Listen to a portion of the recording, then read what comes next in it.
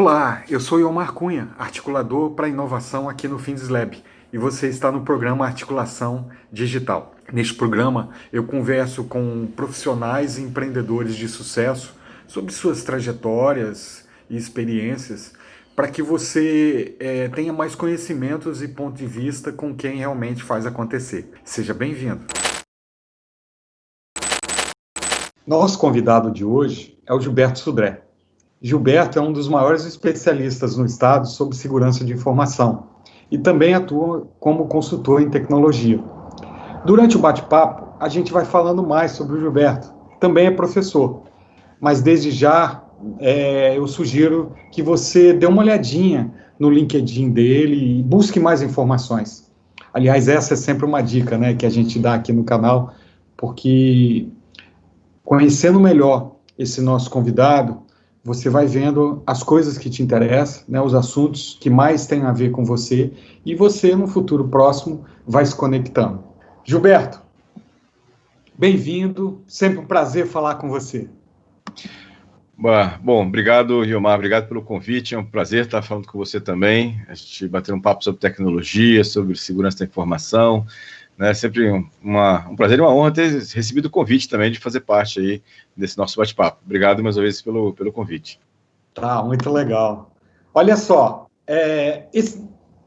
a primeira pergunta que eu queria fazer para você, né, tem a ver com esse tempo, né, esse novo normal nosso, de que, de repente, empreendedores e empresários que não estavam muito familiarizados com tanta tecnologia, né?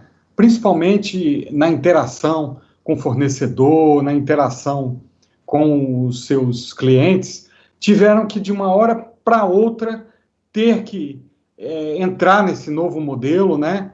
Até para achar novos modelos de negócio, para poder participar de vendas online, etc.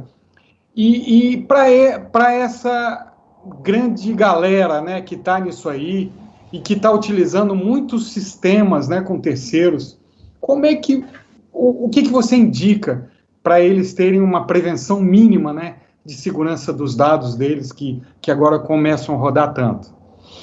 É verdade, Iomar. O que acontece é que muitas empresas que não estavam preparadas, por exemplo, para o e-commerce, tiveram que, de uma hora para outra, em questões de uma semana ou menos, ou em torno disso aí, ir para o mercado de e-commerce, né? Ou seja, e aí contratar terceiros que pudessem administrar essa nova modalidade de negócio para ele, já que ele, na modalidade tradicional, ele tinha que fechar as portas porque não podia atender presencialmente as pessoas.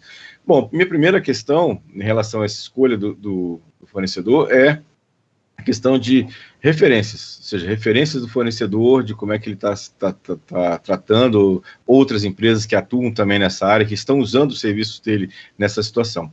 Uma coisa que é crítica, obviamente, que em algum momento, quando você contrata um terceiro para lidar com uma parte do seu negócio, você vai ter que compartilhar com ele parte das informações de seus clientes também. E aí que começa a ficar complicado, porque você, né, vai ter que compartilhar com ele informações dos seus clientes com seus parceiros, né?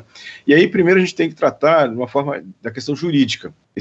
Tem que ter um contrato, né, formalmente estabelecido entre as duas partes, com responsabilidades, porque o parceiro, ele é corresponsável pela segurança dos dados dos seus clientes que estão passando por ele, né, nesse caso aqui. E o parceiro, ele deve ter um nível de segurança, né, mínima, assim, no mínimo igual ao que você tem em relação às informações dos seus clientes. Então, ou seja, inclusive a gente tem visto, olhando historicamente, que a grande maioria dos vazamentos de dados que a gente observa no mercado não aconteceu diretamente com a empresa. Normalmente isso acontece, a gente tem vários exemplos de bancos, empresas grandes, em que os dados de seus clientes, ou até mesmo dos seus próprios colaboradores, vazaram para a internet, não por uma falha interna do sistema da empresa, mas uma falha de um terceiro, em que ele compartilhou dados, por exemplo, exames médicos. A gente tem exemplo de bancos que usaram terceiros para fazer análise de crédito, né? E o vazamento aconteceu no terceiro, não aconteceu no banco especificamente, né? Então, ou seja, essa é a preocupação.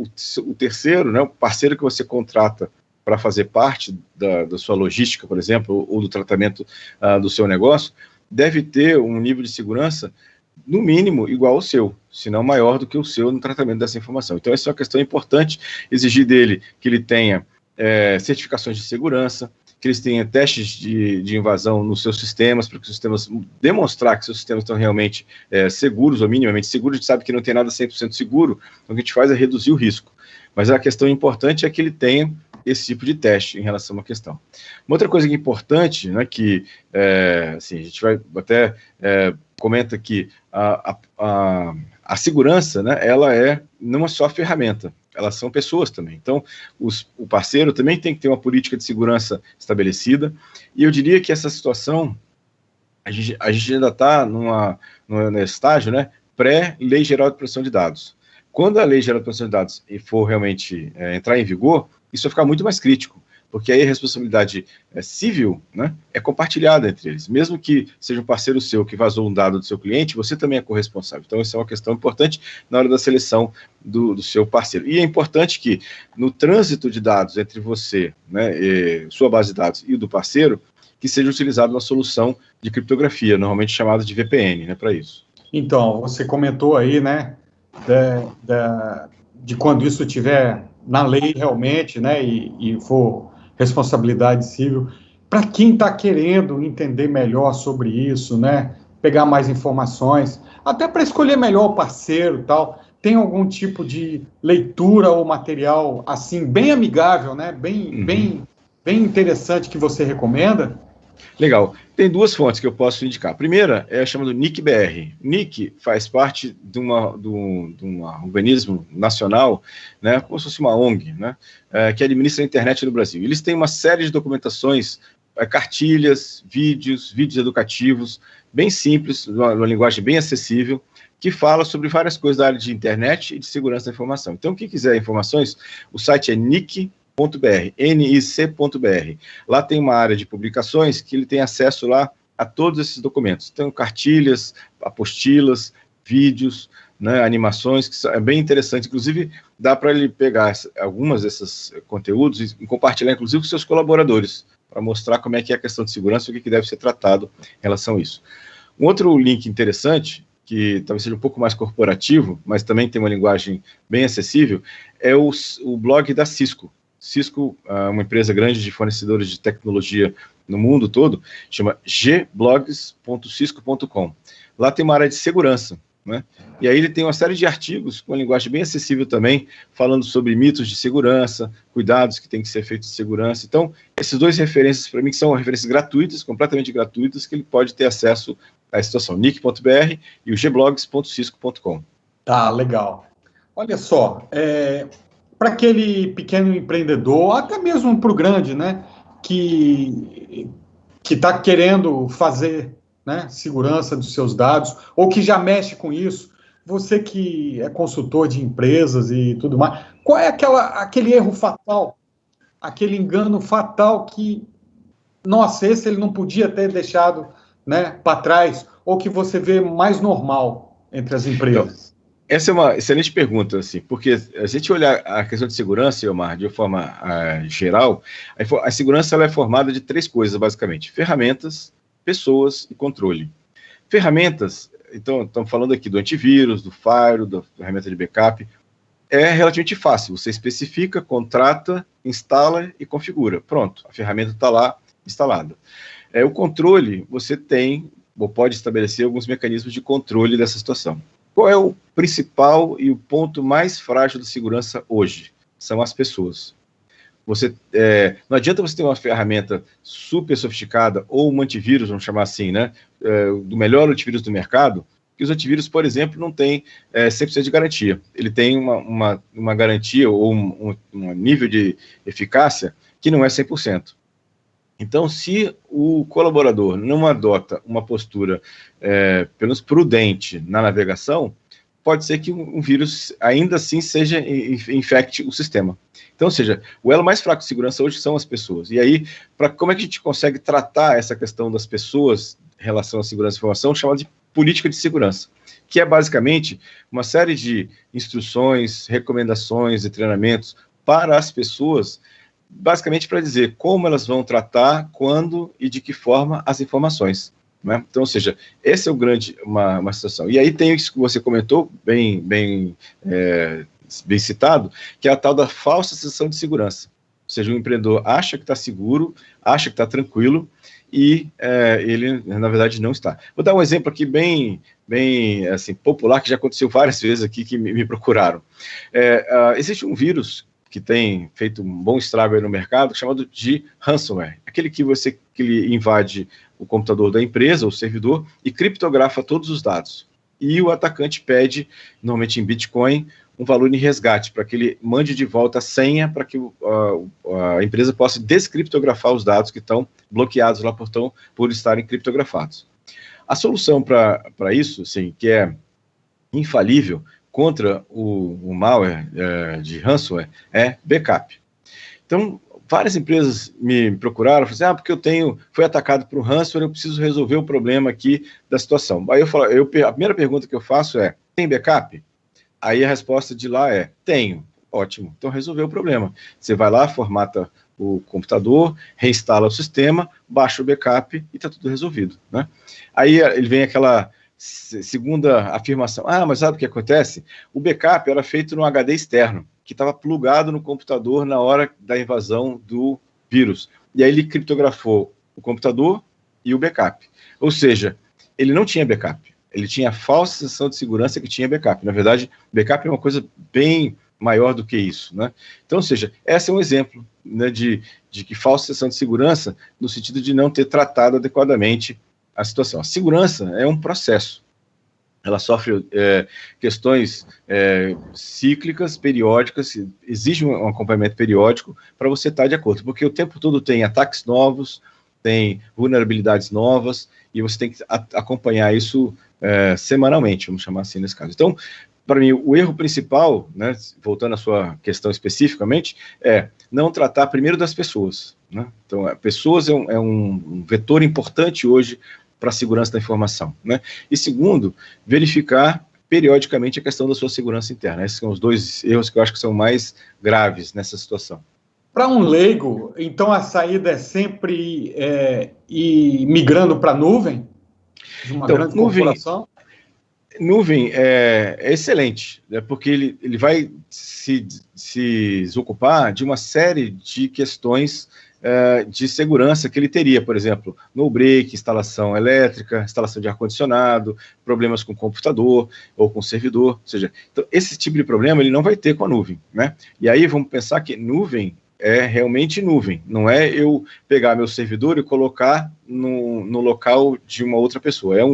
Nuvem é ter um ambiente onde eu posso ter replicação, inclusive de locais, porque se um local tiver algum problema, um outro local vai assumir os meus dados. Então, ou seja, nuvem é isso, não é simplesmente eu pegar meu servidor que está na minha instalação, lá na minha empresa, e colocar numa empresa de outra. É só transferir o problema para uma outra pessoa, mas isso não é nuvem. Então, nuvem é essa solução, mas é a solução excelente. Só que a nuvem também requer de alguns cuidados de segurança, né?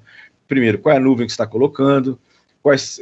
A maior parte das vezes que a gente tem visto vazamentos de dados que estão na nuvem, a culpa, né, ou seja, na verdade a responsabilidade do vazamento não foi exatamente do provedor de nuvem, e sim de um erro de configuração dos dados que estavam lá.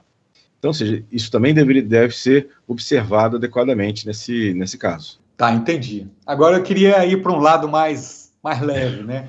Você, com toda a sua competência, também como professor e tal, mas tem uma ação que você fez nos últimos anos, últimos não, já tem muito tempo, né, que te levou praticamente ao estrelato, né? Que você tem uma participação num telejornal muito famoso aqui no estado, o Matutino, né? Em que você tem uma sessão lá de tecnologia, que você responde uma série de perguntas, né, dos internautas. Todo mundo espera a quarta-feira para ver as suas questões, né? Desses temas que você responde lá, né? Você pode citar, assim, o mais curioso, né? O item mais curioso que você pode responder, e também quais são os mais corriqueiros, né? Aqueles que sempre você tem que ter respostas picadas, porque sempre recorre de novo àquele assunto? Então, bom, primeiro que eu nunca me vi como cara de televisão, né? Sempre fui um cara de pesquisa dentro do laboratório, né? Aconteceu, né? Nesse caso lá, e esse ano faço 12 anos de TV. Então tem algum tempo aí. Bom, as perguntas são sempre muito variadas, falando sobre o WhatsApp, sobre celular, sobre redes sociais, né? Vou comentar de algumas últimas que aconteceram que são interessantes, né? Primeiro, ligações de áudio, né, e de vídeo de WhatsApp com problemas, né? Ou seja, que não consegue completar corretamente. E aí, o que acontece é que muitas vezes esse tipo de ligação, ela depende muito da qualidade da internet dos dois lados. Se a qualidade não é boa, né, não tem como funcionar. Inclusive, no caso, se você está vendo uma ligação, já umas perguntas frequentes também que aconteceram, e você roda um outro aplicativo, né? Tá lá no WhatsApp, aí fechou o WhatsApp, ou deixou o WhatsApp em segundo plano e foi rodar um outro aplicativo. A ligação cai. Por quê? Porque normalmente o celular, quando o aplicativo está em segundo plano, ele corta a internet, então não funciona. Então, a coisa assim. A clonagem de WhatsApp é bem comum também, me pergunto bastante. Compartilhamento com internet com vizinhos também, né? Me pergunto, tem algum risco de eu compartilhar a internet com meu vizinho? Tem vários riscos. Primeiro, que você está na sua conta, né? Então, se o seu vizinho fizer alguma coisa errada na internet, quem vai responder é você. Então, esse é um perigo, né? Além do seu vizinho poder ver, em algumas situações, o que você faz na internet. Então, também é um problema. Mas, assim, uma pergunta curiosa que até tem acontecido com alguma frequência é assim, e é um problema de casal, inclusive, né? Que é assim, muitas pessoas, homens e mulheres, têm me perguntado assim, porque meu parceiro ou minha parceira ligou para mim pelo WhatsApp e deu que meu telefone estava ocupado em uma outra ligação, mas eu não estava. E aí a minha parceira, meu parceiro quer saber o que estava acontecendo, né? E aí a minha resposta basicamente bom, esse tipo de ligação depende muito da internet, como eu comentei. Pode ser que você, naquele momento a internet esteja ruim, ou se o sinal do celular esteja ruim naquele momento, e quem te ligou deu a entender, ou pelo menos o sinal que apareceu no WhatsApp é que estava ocupado, quando na verdade não estava, né? Então, ou seja, e aí algumas pessoas veio, assim, realmente preocupadas, que tinham que dar uma satisfação ao seu parceiro ou parceira. Então, essa é uma bem frequente que tem acontecido agora recentemente, a pergunta nessa situação. Legal, Gilberto. Olha só, para a gente finalizar, eu sempre pergunto isso, né? Dessas novas tecnologias ou novos modelos de negócio, né, que estão aí se afirmando, né? A gente estava num boom muito grande de mobilidade urbana, estava num boom também de hospedagem, né? Agora a gente está muito de delivery, né? Principalmente de videoconferência. Dessas novas tecnologias, o que você acha que está para se aflorar aí, que vai ser uma tendência para os próximos anos? Então, isso é uma pergunta bem legal também, Elmar, porque assim, a pandemia, né, pelo menos o que eu tenho observado, ela não mudou comportamentos. O que ela fez, basicamente, foi acelerar uma transformação que já estava em curso. Então, ou seja, o e-commerce não é uma coisa nova, mas esse boom do e-commerce aconteceu por causa da pandemia. Home office também não é uma coisa nova, né? Muitas empresas já começaram a ter aquele ensaio ano passado, né? Começaram a ter um certo ensaio de home office. E agora tiveram que ir para o home office, que não tinha outra alternativa para isso. Então, ou seja, a pandemia, o que ela fez foi acelerar comportamentos, e não exatamente mudar comportamentos, né? Então, por exemplo, a gente já comentou aqui, inclusive nesse nosso bate-papo aqui sobre e-commerce e outras coisas mais. Então, assim, sobre novas tecnologias, eu acredito que duas coisas, uma coisa já está em andamento e vai acelerar, que é o uso daqueles dispositivos conectados à internet, a internet das coisas, né? Hoje a gente já tem um caminho, e eu acredito que esse tipo de tecnologia vai aumentar muito a quantidade de uso, né? Isso leva a algumas outras perguntas, do tipo assim, como é que vai ficar nossa privacidade perante esse monte de dispositivo conectado, monitorando o áudio que está em torno de mim, o vídeo, foto, né? Ou seja, então isso é uma preocupação. Então, primeira tecnologia, a internet das coisas, que hoje já é popular, mas vai ficar muito mais popular ainda, né? Nesse caso. Então, essa é a situação. E nessa linha de webconferência ou videoconferência, uma tecnologia que aí sim está começando, e a gente vai ver ela avançar de forma muito significativa, são as tecnologias de telepresença, realidade virtual e realidade aumentada. Ou seja, você vai estar interagindo com a sua equipe, por exemplo, de trabalho, muito mais intensamente do que simplesmente uma conferência, uma webconferência, uma conferência na internet. Ou seja, você vai interagir de forma não presencial, mas virtualmente presencial com outras pessoas. Então a gente vai ter luvas de sensível ao toque, óculos de realidade virtual. Isso a gente está começando essa tecnologia ainda agora. Isso vai de uma maneira muito, pela necessidade, inclusive, né, vai aumentar de forma muito significativa no futuro. Eu imagino que seja o caminho que a gente está fazendo nesse caso, né, nessa situação. Então, essas duas tecnologias, para mim, são tecnologias que uma já está mais ou menos em andamento e vai ficar popular, e a outra a gente está logo no começo e vai ficar bastante popular também. Gilberto, muito, muito legal, gostei bastante, tá? Obrigado aí pela participação, tamo junto e até a próxima. Bom, Yama, obrigado mais uma vez pela oportunidade, pelo convite, foi um bom bate-papo aqui com você, e fico à disposição do que você precisar, e quem acompanha a gente aí depois também no nosso bate-papo, quiser algum contato, me encontra lá no LinkedIn, Gilberto Sudref, tranquilo, obrigado. Então, eu sou Yomar Cunha e esse foi mais um Articulação Digital. Se você gostou, não esqueça de dar like e se inscrever no nosso canal, ok? Para que a gente sempre tenha mais inovação e empreendedorismo. Até a próxima!